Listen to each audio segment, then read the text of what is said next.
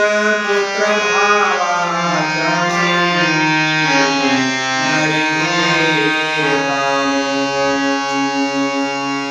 प्रस्तुत प्रसंगी आज निर्जला एकादशी निमित्ताने आज प्रवचनरूपी सेवेकरिता निवडलेले उभे भगवान श्री संत ज्ञानेश्वर महाराज यांच्या भावातील पैकीमधील 13वा अध्यायामध्ये उभी आहे.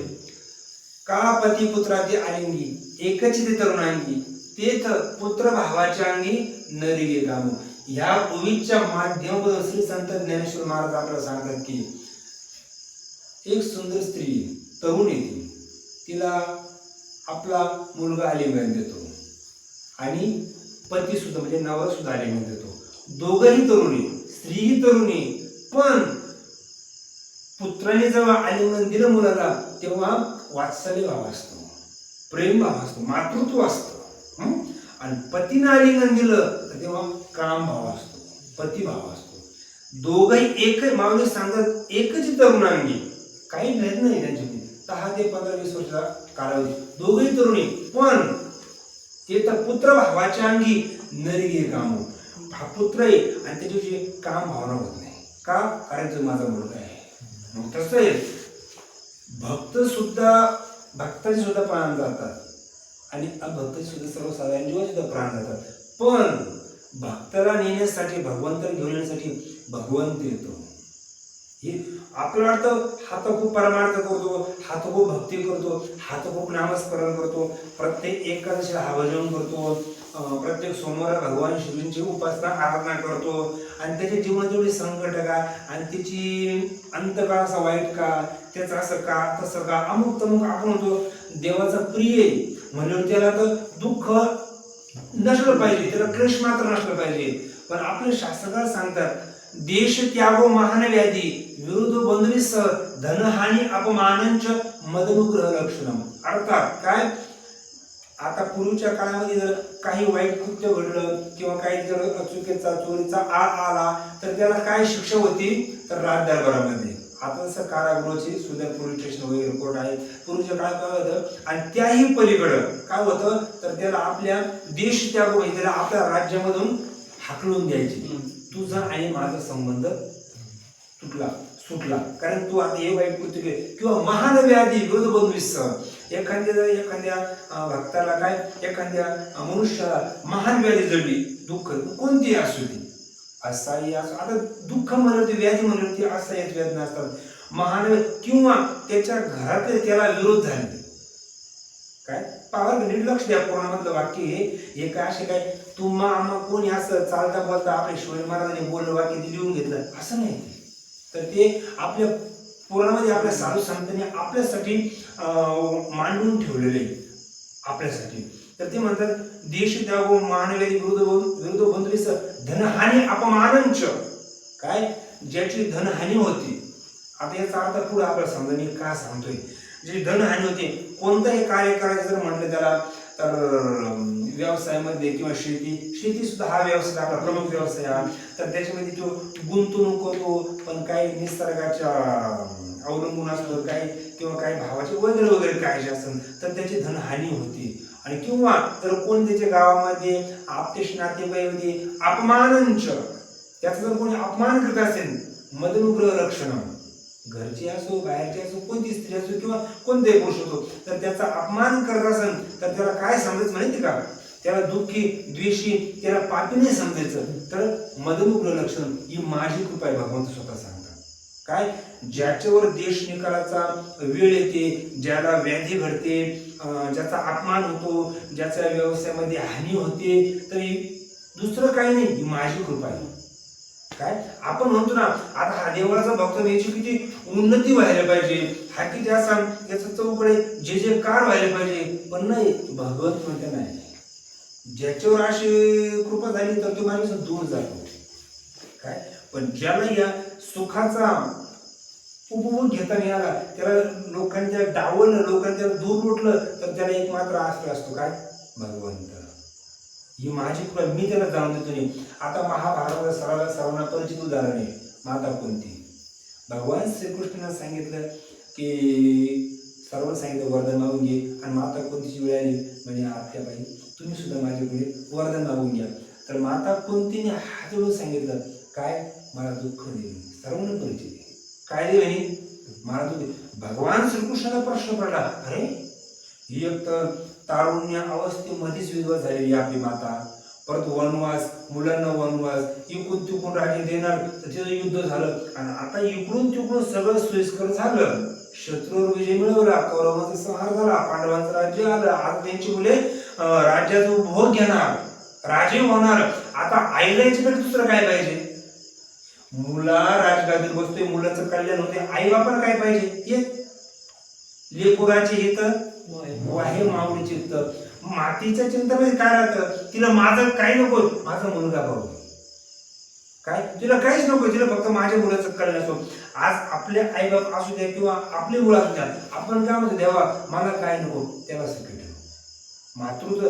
तर मग भगवान श्रीकृष्ण म्हणे, माझे तुला एवढं दुःख सहन केलं आणि आता तुला सुख मागण्याची वेळ आलेली, काय तर तू दुःख परत मागते, तुला दुःख तर पहिल्यापासूनच आहे, मागण्याची काय आवश्यकता. तेव्हा तिने उत्तर दिलं, ते सर्वांना आवडणारे पटणारे. आपल्याला तर त्याचा अर्थ समजणार नाही, पण आता माता कोणती म्हणा, जेव्हा मला दुःख दे, का दुःखामध्येच तुझा विसर पडत नाही, दुःखामध्येच मला तुझी आठवण होईल, दुःखामध्ये मला तुझी आठवण होते. सुखामध्ये तर आम्ही तर सुखभोग घेत आनंद राहतो, तर काही गरजच भासन तुझी, कशाला भासन गरज. जर मुलाला सगळ्या सुख सुविधा उपलब्ध करून दिला, तर तो कशाला कुठं कामाला जाईल, कुठं शिक्षणाला जाईल, कुठं व्यवसायाला जाईल, त्याला सगळे मिळत ना जागेवर. जर त्याला ताण झाला तर मग ते म्हणत नाही, आपल्या इथून बाहेर पडणे, आपल्याला काहीतरी अंकर नाही, आणि अशा व्यक्ती काही जीवनामध्ये काही काही करून जातात. तर माता कोणती म्हणते की मला भगवंत तुझं दुःख दे, कारण दुःख मूळ उद्देश आहे दुःख, कारण दुःख का दे, तर दुःखामध्ये मी तुझा विसरणार नाही, दुःखामधून मी विसरणे. आणि श्रीमद भागवत मध्ये वर्णन आहे की आपण जेव्हा मातेच्या गर्भात होतो, 9 महिने 9 दिवस जेव्हा मातेच्या गर्भात होतो, तेव्हा आपण भगवंताला खूप विनवणी केली, खूप प्रार्थना केली, काय मला या गर्भातून, या मातेच्या उदरातून मला बाहेर काढ. तर मग कुठं मी करण्याचे आता काय, कोणच मी तेच काय काय दिलं तर काय देणार.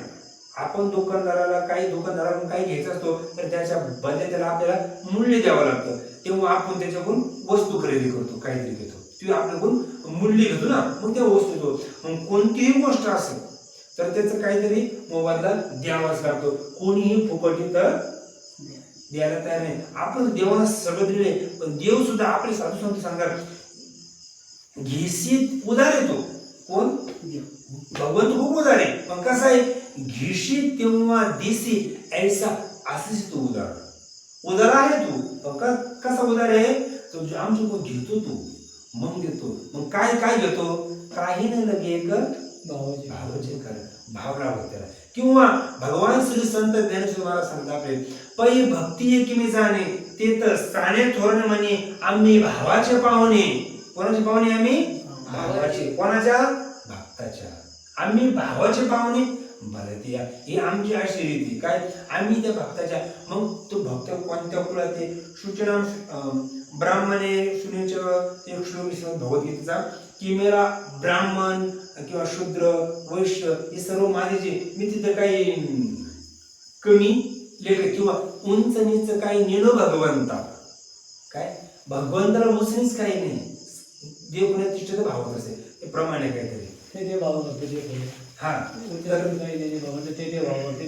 हा, तर काय तिथं उंच नीच काही पाहत, तो फक्त त्याची भक्ती भावना पाहतो, कोण भगवंत.